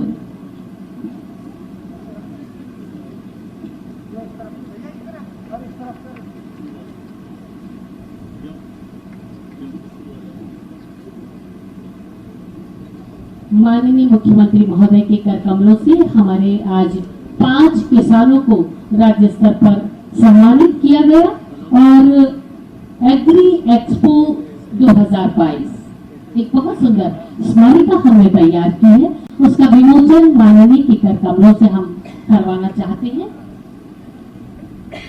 इसके लेखक doctor Balbir Singh भदाला, doctor Basant Kumar भीचर, doctor संतोष देवी सामोता, डॉक्टर शीला खरकवाल और डॉक्टर मनोहर राम और श्री पी.एल. आसीवाल है। कृषि क्षेत्र में उन्नत तकनीकों, फसलोत्पादन, सब्जी उत्पादन, पौध संरक्षण, जैविक खेती, संरक्षित खेती, पशुपालन और मशरूम की खेती से संबंधित कई आलेखों को इस बहुत सुंदर रंगीन कलेवर में सजाई गई स्मारिका में संजोया गया है। बहुत सारे आलेखों को बहुत उपयोगी जानकारी के साथ आज स्मारिका का विमोचन, और इसी क्रम में 2 पुस्तकों का विमोचन भी माननीय के कर कमलों से किया जाना है। कृषि क्षेत्र में बीजोत्पादन और संरक्षण के लिए पुस्तक सीड साइंस पेपाइट्स, इसके लेखक डॉक्टर बजरंग लाल ककरालिया जी हैं और डॉक्टर मनोहर राम जी और डॉक्टर मनोज शर्मा जी इसके लेखक हैं। मैं अनुरोध करना चाहूंगी कि वो लेखकगण यहाँ आए और माननीय के कर कमलों से हम ये हम बता दें कि डॉक्टर बजरंग लाल ककरालिया जी, आप निदेशक हैं मानव संसाधन विकास में एसकेएन में, और 33 वर्षों तक आपने विश्वविद्यालय में प्रोफेसर का दायित्व निभाया है। और सीड साइंस टेटाइज, इस पुस्तक का विमोचन माननीय के कर कमलों से। एक और पुस्तक का विमोचन किया जाना है, इसके लेखक है डॉक्टर शीश राम ढाका, वो यहाँ मंच पर आए। कृषि अनुसंधान केंद्र फतेहपुर द्वारा पिछले 20 वर्षों में किए गए अनुसंधान कार्यों का संकलन करते हुए एट ए ग्लांस इसे प्रकाशित किया गया है, एट ए ग्लांस को। और इस पुस्तक का विमोचन माननीय के कर कमलों से, इसके लेखक हैं डॉक्टर शीश राम ढाका।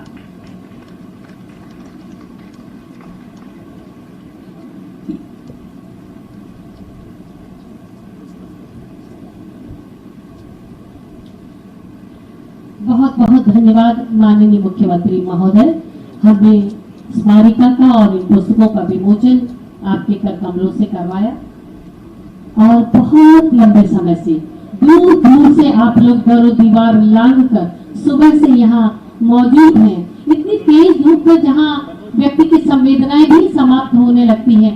ऐसे में हमारे राजस्थान का गौरव, हमारा अभिमान, हमारे माननीय मुख्यमंत्री महोदय राजस्थान सरकार श्री अशोक गहलोत जी, एक बार जोरदार तालियां माननीय मुख्यमंत्री महोदय के लिए, जिनका इंतजार हम बहुत लंबे समय से कर रहे हैं।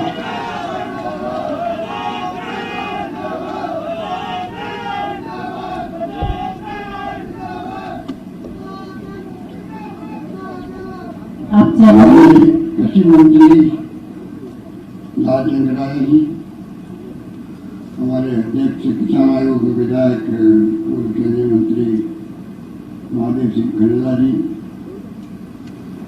अध्यक्ष अनुसूचित जाति आयोग विधायक पूर्व सांसद केदारलाल बैरवा जी, आदरणीय दीपचंद खैरिया जी, उपाध्यक्ष किसान आयोग विधायक बाबूलाल नागर जी, विधायक दूधू, मुख्यमंत्री सलाहकार आलोक बेनीवाल जी, सुरेश मोदी जी, प्रोफेसर जीत सिंह संधू जी, कुलपति श्री कर्ण नरेंद्र कृषि विश्वविद्यालय जौबनेर, राम जी राव साहब, विद्याधरी चौधरी, मोहन नागर जी, उप जिला प्रमुख श्रीमती मंजू सिंह जी, चेयरमैन नगर पालिका जौबनेर, शतान सिंह जी मेहरा, प्रधान साहब पंचायत समिति जौबनेर, रामनाथ जी झाझोड़ा, प्रधान पंचायत समिति झोटोड़ा, संग्राम सिंह रावल, दिनेश कुमार जी हमारे principal secretary agriculture, Hanuman ji रोला जी और अशोक शर्मा जी, सुदेश कुमार जी निदेशक, तमाम अधिकारीगण और इस यूनिवर्सिटी के तमाम फैकल्टी मेंबर, निदेशकगण, कर्मचारीगण और तमाम किसान भाइयों और बहनों, नौजवान साथियों, मुझे बहुत ही प्रसन्नता है कि आज श्री कर्ण नरेंद्र कृषि विश्वविद्यालय जौबनेर द्वारा एक तरफ हाईटेक एग्रो एक्सपो 22 कृषि मेले का उद्घाटन व विभिन्न विकास कार्यों के लोकार्पण शिलान्यास का कार्यक्रम रखा गया। और मुझे यहाँ आपके बीच में हाजिर होने का सौभाग्य मिला, इस बात की मुझे बहुत प्रसन्नता है। जैसा आप सब जानते हैं कि श्री कर्ण नरेंद्र कृषि विश्वविद्यालय, जैसा भी कहा गया, कटारिया साहब ने कहा आपको कि सन 13 के अंदर जब आपका आशीर्वाद समय मुख्यमंत्री था दूसरी बार, तब मुझे याद है कि कोई 25-30 किसान लोग आए थे, कटारिया लेके आए थे। आज जो कटारिया उस वक्त में 25-30 लोग मुश्किल से होंगे, मुख्यमंत्री निवास पर खड़े खड़े बातचीत करी कि अब जौबनेर को कृषि विश्वविद्यालय बना, जो कॉलेज है। और मेरा मानना है कि विश्वसनीयता जब होती है, क्रेडिबिलिटी, विश्वसनीयता, वो बहुत काम आती है, चाहे व्यक्ति की हो, चाहे समाज की हो, चाहे संगठन की हो, चाहे कोई संस्थान की हो। जॉबनेर के कृषि कॉलेज का नाम हम बचपन से सुनते आ रहे थे,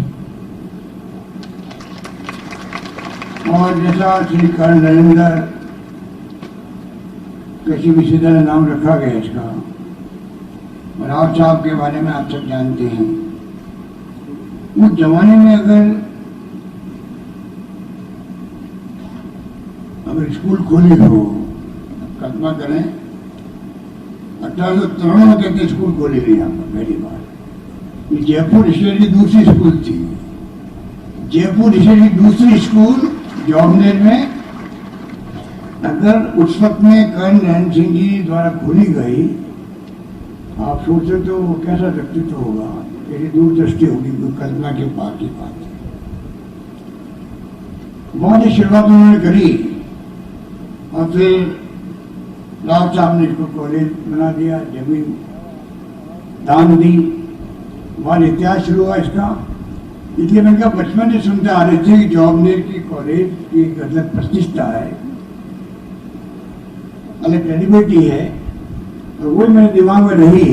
और जैसे ही लालचंद जी आए मेरे पास में, और मैं समझता हूँ कि इमीडिएटली मैंने निर्णय किया कि इसको विश्वविद्यालय बनाना ही है।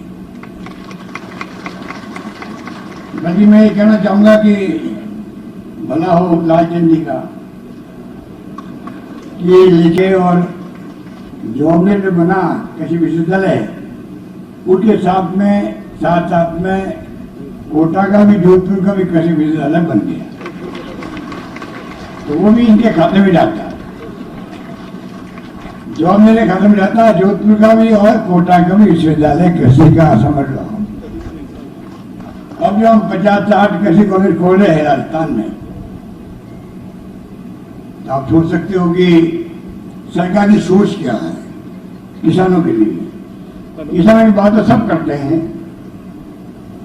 पर किसानों के लिए करना एक बात है, बात करना दूसरी बात है। हमने जो कहा वो करके दिखाया है। और आप देख रहे कृषि बजट अलग लाए हैं, कोई 79,000 करोड़ का अलग रखा, उसमें धनराशि रखी है, कोऑपरेटिव सब मिला मिलो करके। और खाली अगर आप देखें कि 18-19 में जो बजट था 30,000 करोड़ का, उसका डबल करीब 46,000 करोड़ हमने अभी खर्च करने का तय किया है खाली कृषि के लिए। आप सोच सकते हैं कि जब एक बार शुरुआत हुई है तो उसमें कुछ कमी भी नहीं होगी, तो धीरे धीरे अब आप लोगों को अधिकार मिल गया है। जब कृषि का बजट अलग सरकार ने रख दिया, सबसे पहले देश में मैंने घोषणा करी, और मेरी घोषणा के बाद में पहला विधानसभा आ गया तमिलनाडु का। तमिलनाडु ने किसानों का अलग बजट पेश कर दिया। अब हमने कर दिया इस बार, तो धीरे धीरे हर राज्य में सरकारें जो है उनको कृषि का बजट अलग पेश करना पड़ेगा। एक अच्छी शुरुआत हुई है, तो मैं समझता हूँ वो सब लागू होगी। आने वाले वक्त में इस देश का किसान, इस प्रदेश के किसानों को खुशहाली आए, कैसे उनकी इनकम डबल करने की बात की जा रही हो, पूरी हो, किसान खुशहाल बने, उत्पादन लागत जो उसकी होती है उससे अधिक उसको मुनाफा भी हो, साथ के अंदर खून पसीना एक बहाता है तो उसको रिटर्न भी मिले। ये सोच करके मैं समझता हूं कि हम लोग आगे बढ़ते हैं, बढ़ना चाहते हैं, और इसमें कोई दो राय नहीं की है। खेती किसानी भी, अब जो हमारे बुजुर्ग लोग बैठे हैं उनको मालूम है कि आज आजादी के वक्त में क्या था। ये तो पंडित नेहरू की सोच थी उस जमाने की, इसलिए अलग अलग संस्थाएं आ गई, कृषि के अनुसंधान केंद्र बन गए, देश के अंदर स्थापित हो गए जमाने के अंदर। ऐसा माहौल बना दिया, कोई PH4 से गेहूं आता था अमेरिका से, हम लोग भीख मांगते थे। आज किसानों की बदौलत देश आत्मनिर्भर भी है और एक्सपोर्ट भी कर सकता है। ये किसानों की मेहनत का परिणाम।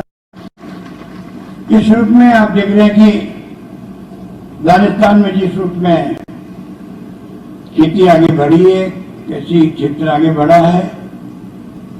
मिनिमम सपोर्ट प्राइस की बात नरेंद्र मोदी जब मुख्यमंत्री थे और यूपीए गवर्नमेंट थी तब मैं सुनता था कि कृषि मंत्री जो मांग करते थे वो प्रधानमंत्री डॉक्टर मनमोहन सिंह मांग करते थे कि केंद्र सरकार को चाहिए कि वो न्यूनतम समर्थन मूल्य जो है MSP उसके लिए कानून पास करे। अब मैं पूछना चाहूंगा मोदी जी से, प्रधानमंत्री महोदय से, अब आपको कौन रोक रहा बताइए, आप क्यों नहीं कानून लेके आ रहे हो? बना हो जाए किसानों का पूरा प्राइस मिलेगा, उनको दाम मिलेगा, बड़ा बार बार मांग करनी पड़ती है। तो कहने को बहुत सारी बात थी। तो मेरा मानना है कि कृषि विश्वविद्यालय का अपना एक अलग महत्व होता है। पानी के बगैर किसान की खेती कुछ नहीं है। पानी आपके लिए जो है वो सब कुछ है, बिना पानी की खेती क्या हो सकती है। सरकार ने तो एक तरफ जल जीवन मिशन, आधा मतलब स्टेट गवर्नमेंट का, आधा मेरा केंद्र का है। हर घर तक जल पहुंचे, नल पहुंचे, वो काम चल रहा है। आज ही पानी की समस्या राजस्थान बहुत भयंकर है कि गांव के अंदर, कि कस्बों में भी, कि शहरों के अंदर भी। जयपुर अजमेर भी बहुत भोगी रहे हैं बिशनपुर आने के पहले तक।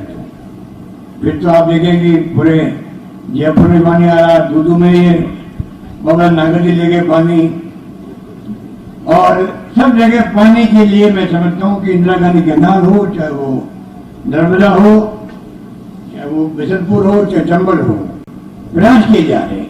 अभी हमारा प्रयास है कि जो ईस्टर्न कैनाल है, RCP जिसको कहते हैं, हमने मांग की प्रधानमंत्री जी कि आप इसको राष्ट्रीय परियोजना घोषित करो, जो आपने वादा किया था जयपुर में अजमेर के अंदर चुनाव के पहले।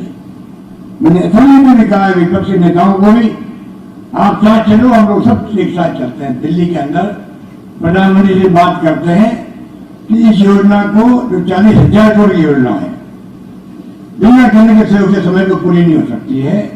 और 13 जिले में जयपुर भी आता है, उसके अंदर अलवर भी आता है, दौसा भी आता है, माधोपुर भी आता है, करौली, जौनपुर, भरतपुर, सब जिले आते हैं, टोंक भी आता है। उन सब जिलों का भला हो जाएगा, सिंचाई का भी और साथ के अंदर पीने के पानी का भी। वरना अगर ये जल जीवन मिशन पूरा हो भी जाएगा तो पानी नहीं होगा तो फिर क्या होगा? पानी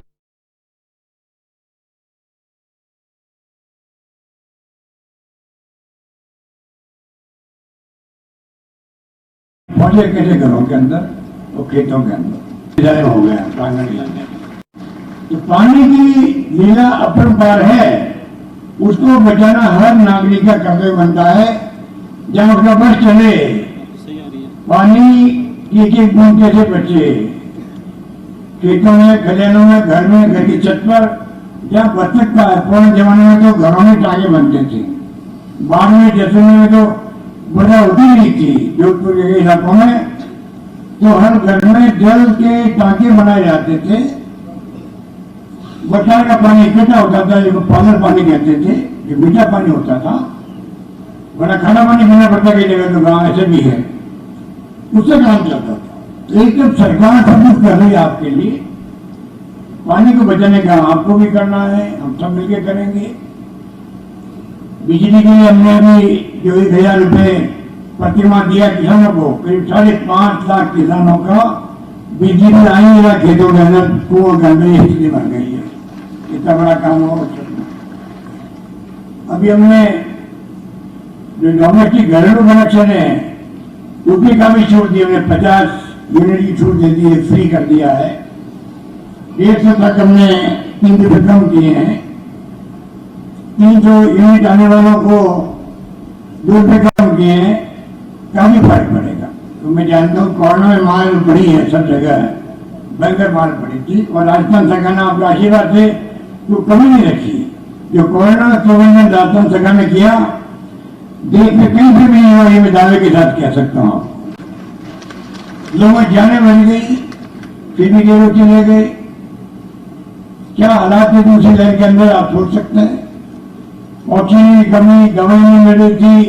हमने चार्टर प्लेन दिया बॉम्बे तक, दवाई टाइम पे आए, एक आदमी जान क्यों जाए, पूरा प्रयास किया गया। बीरवाड़ा मॉडल बना, कोई देश दुनिया के अंदर का नाम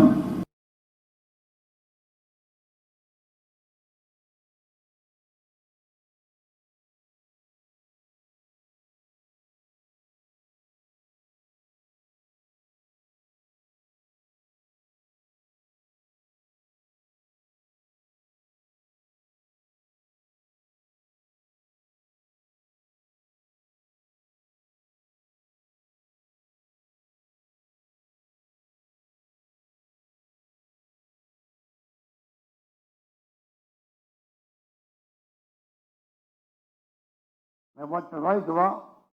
किस प्रकार रिसर्च का काम में चल रहा है, नई वैरायटी बनाने का काम चल रहा है, वो बहुत तारीफ के काबिल है। मैं ऋषि साहब को और इन तमाम टीम को बहुत बहुत बधाई देना चाहूँगा कि अच्छा काम कर रहे हैं जॉबनेर यूनिवर्सिटी। और इस प्रकार रिसर्च हो गई, हम लोग किसानों का भला कर सकते हैं। रिसर्च का फायदा किसान के खेत तक पहुँचे। बूंद बूंद खेती का टाइम आ गया है, स्प्रिंकल की खेती हो, फवारा खेती हो। इजराइल बहुत इस मामले में लोकप्रिय दुनिया के अंदर। हमारे किसान भी पिछली बार गए थे, इजराइल गए थे। तो मैं समझता हूँ कि मैंने अभी डीसी साहब को कहा, आप कोई ऐसा एक क्षेत्र बनाओ जॉबनेर यूनिवर्सिटी के अंदर ही कि राजस्थान किसान पूरे प्रदेश के यहाँ पर आए, देखे कि बूंद बूंद खेती कैसे संभव हो सकती है, स्प्रिंकलर से क्या फायदे हैं, किस प्रकार खाद मिला के पानी जाता है बूंद बूंद खेती के अंदर, उत्पादन ज़्यादा बढ़ जाता होता है। ज़्यादा पानी के बजाय कम पानी में उत्पादन बढ़ जाता है। ये तमाम प्रयोग हमें खुद को करना चाहिए, जिससे कि बार बेड़ी नौबत ही नहीं आए। इस रूप में मैं समझता हूँ कि सभी तरह के इस कर्ण नरेंद्र कृषि विश्वविद्यालय में जो माहौल भी अच्छा बना हुआ है, आधारभूत ढांचा अच्छा मजबूत है, इंफ्रास्ट्रक्चर, सोच अच्छी है वीसी साहब की, तमाम इनके इस यूनिवर्सिटी के परिवार के सदस्यों की। और इसीलिए आप हाईटेक एग्रो एक्सपो करने में सफल हो रहे हैं। मैं समझता हूं कि हम लोगों को सोचना चाहिए कि किस प्रकार से हम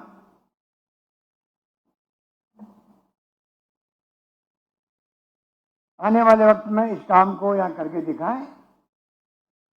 और साथ में जो है आपकी जो भी समस्या होगी वो समस्या हमारी अपनी रहेगी, आप निश्चित हो, हम पूरी मदद करेंगे। अभी मांग की गई है कि ट्रैफिक निकलता है यूनिवर्सिटी के अंदर से, दो भाग यूनिवर्सिटी के अंदर। वीसी साहब कटा साहब मांग कर रहे हैं कि यहाँ पर बाईपास निकल जाए अगर, तो आसानी रहेगी ट्रैफिक के लिए। मैंने यहाँ कलेक्टर साहब बैठे, मैंने पता कराया, उसका करीब 7 किलोमीटर का मामला है, छोटा मामला नहीं है। करीब 46 करोड़ का है। मैंने कहा 5-7 करोड़ का होगा मुश्किल से। मुझे कहा गया था कि बहुत कम लगेगा, मालूम पड़ा 46 करोड़ का मामला है। फिर भी मैं घोषणा करता हूँ कि आपकी भावना देखते हुए उसको पूरा कर दिया जाए।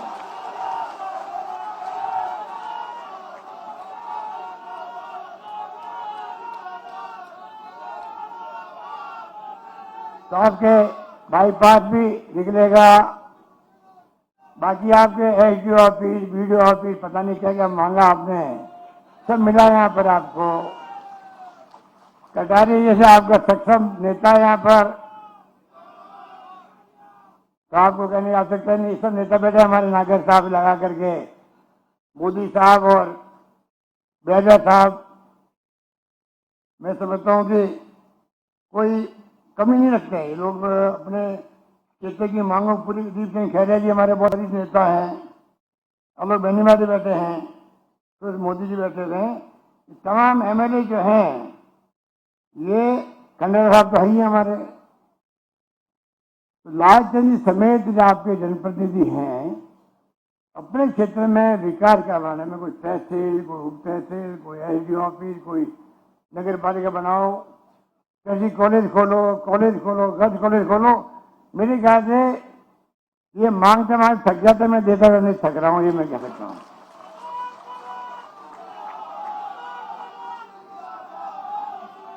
इस प्रकार से राजस्थान की सरकार ने जो बीड़ा उठाया है, उसमें आप देख सकते हो कि हमने बीमा भी जो है, स्वास्थ्य सेवाओं में राजस्थान नंबर 1 है देश के अंदर। दवाएं फ्री, टेस्ट फ्री। पहले 5 लाख का बीमा था, पूरा 10 लाख का कर दिया, और पूरे प्रदेशवासियों का है, चाहे केंद्र की स्कीम हो चाहे किसी राज्य में हो। आधी आबादी को भी नहीं मिलता बीमा। हमने प्रदेश के सब लोगों, चाहे अमीर है चाहे गरीब है, सबका 10 लाख का बीमा किया हम लोगों ने। और कुछ लोगों से जो पैसे वाले हैं, इनकम टैक्स वाले, उनसे 850 रुपये मांग रहे हैं। और मैं समझता हूं कि बाकी पूरे प्रदेश के अंदर इतनी बड़ी योजना आई है, जहां प्राइवेट में जाओ तो सरकार में जाओ, आपका इलाज फ्री होगा, हो रहा है, होने लग गया है। कोई 950 करोड़ रुपए अभी तक उसमें खर्च हो चुके हैं। इस प्रकार से गरीब लाखों लोगों का भला हो रहा है उसके अंदर। और साथ में हमने बीमा भी कर दिया, लोगों को पता नहीं है। मैं अगर आपको कहूं कि भाई बताइए सीएनजी योजना में इसके अलावा क्या फायदा है, तो शायद ही आप मेरे कुछ लोगों को मालूम होगा कि साथ में अगर मान लो उस सीएनजी योजना का व्यक्ति परिवार, पूरे परिवार का बीमा है, उसमें अगर मान लो भगवान करे एक्सीडेंट नहीं हो, तो एक्सीडेंट हो जाता है मान लो, और किसी की मृत्यु हो जाती है, तो सीएनजी योजना का जो इंश्योरेंस 10 लाख का, साथ में 5 लाख रुपए उसके परिवार को मिलेंगे। ये भी इसके अंदर स्कीम के अंदर।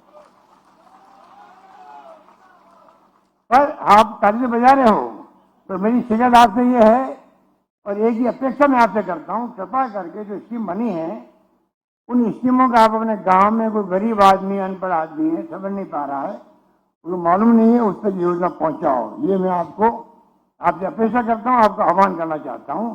तब जाके सबको लाभ मिलेगा, गरीबों को भी।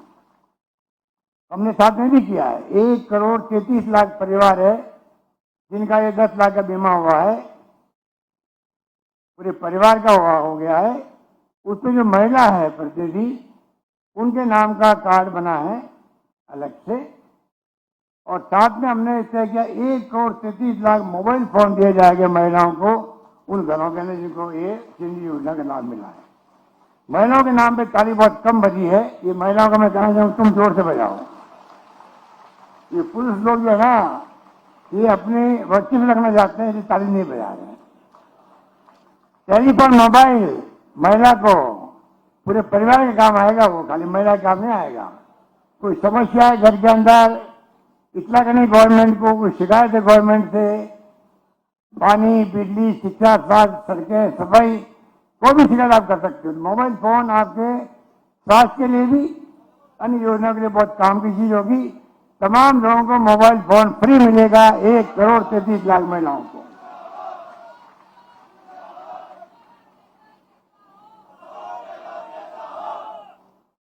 महिलाओं के लिए अलग हमने एक कोऑपरेटिव बैंक खोलने का निर्णय किया। महिलाओं के लिए बैंक में लोन महिला जाके ले सकती है, अलग से, अलग उनके लिए बैंक खुलेगा।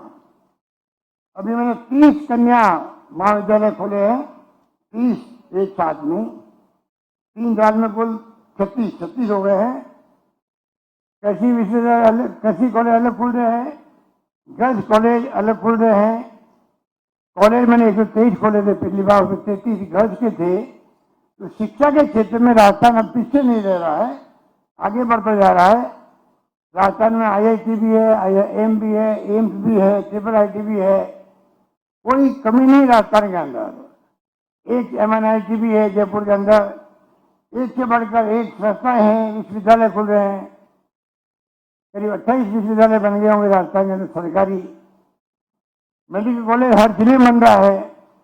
तो सब मिला के मैं समझता हूँ कि राजस्थान बहुत प्रगति कर रहा है। तेज गति से हम चाहते हैं प्रगति करें, नया राजस्थान का उदय राजस्थान में हो, आकाश छू पढ़ते रहे राजस्थान के अंदर। उसका मुकाबला भी राजस्थान वासियों ने किया है।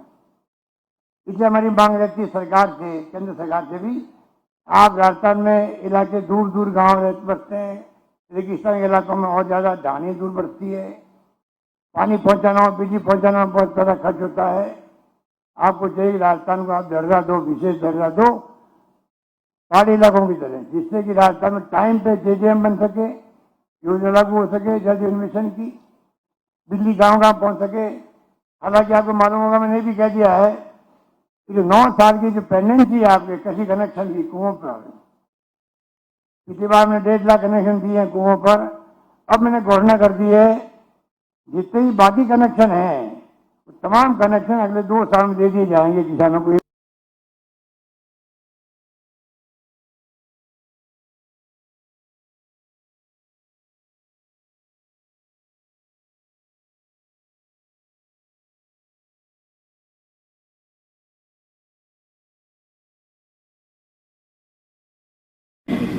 विशेषज्ञ बैठे हुए हैं, ये रिसर्च आप करवाते हैं, इसको आप बढ़ाना चाहिए हमें।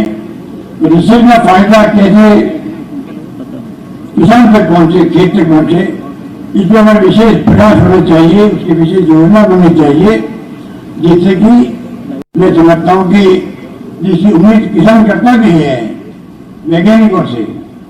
मेरा मानना है वैज्ञानिक जो इतनी मेहनत करता है या वैज्ञानिक किसी भी क्षेत्र का हो, समाज का दायित्व है कि उसका सम्मान करे।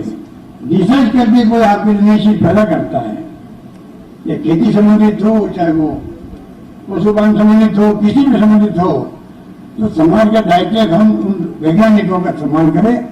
वो उसके हकदार भी हैं।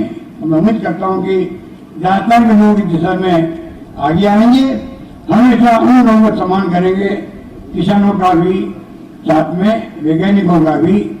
हम लोग कमी नहीं रख रहे हैं। जैसे 5 रुपए हमने किया है प्रति लीटर दूध का, बिना ब्याज का हम देने 20,000 करोड़ रुपए राजस्थान किसानों को लोन दे रहे हैं। राजस्थान के अंदर पहला प्रयोग मैंने किया था पिछली बार जब मैं सीएम था, कि बिना ब्याज का ऋण दो आप किसानों को, ब्याज सरकार भरेगी। ये योजना हमने चालू करी थी, बाद में बंद हो गई, फिर वापस शुरू करनी पड़ी पिछली सरकार को। इस प्रकार से हम कोई कमी नहीं रख रहे हैं। तो मैं आपको इतना कहना चाहूंगा, हमने दवाएं फ्री करी मनुष्यों के लिए, आपको याद होगा 7 में पशुओं के लिए दवाएं फ्री करी थी, पशुओं के लिए। तो ये बातें सब लोग मालूम रखते जानते भी हैं। आगे भी मैं उम्मीद करता हूँ कि आज जो हाईटेक एग्रो एक्सपो हुआ उसका लाभ लोगों को मिलेगा, समझदारी बढ़ेगी, और साथ में उद्घाटन भी और लोकार्पण भी, शिलान्यास भी जो हुआ है, जिसके लिए अभी बताया गया आपको किस प्रकार से 3 दिवसीय एग्रो एक्सपो, कौशल विकास केंद्र के नवनिर्मित भवन, उन्नत जैविक खेती प्रयोगशाला के नवीन भवन का, एकेडमिक ब्लॉक का, और श्री कर्ण नरेंद्र कृषि व्यवसाय प्रबंधन कॉलेज नए भवन का उद्घाटन भी हुआ। और साथ में कुमेर में भी और फतेहपुर में भी कैंपर बने हैं आपके कृषि कॉलेज के, और गर्ल्स हॉस्टल बना है लालचौक में कृषि कॉलेज के लिए। इस प्रकार से नवगांव अलवर में भी कृषि अनुसंधान केंद्र बना है, किरण छात्रावास, कृषि यंत्र इकाई और ट्रेनिंग हॉल के एक भवन उद्घाटन हुआ है। मैं सबको बहुत बहुत बधाई देता हूँ और मुबारकबाद देता हूँ। उम्मीद करता हूँ कि आने वाले वक्त में हम लोग सब मिलकर के किसानों के लिए क्या कर सकते हैं, कमी नहीं रखेंगे। और इसीलिए बजट पेश करने का मायने आप समझ सकते हो।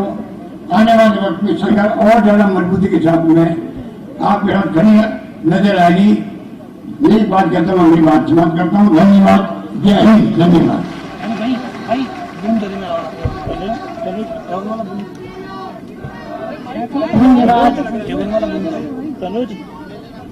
बहुत बहुत बहुत बहुत धन्यवाद माननीय मुख्यमंत्री महोदय।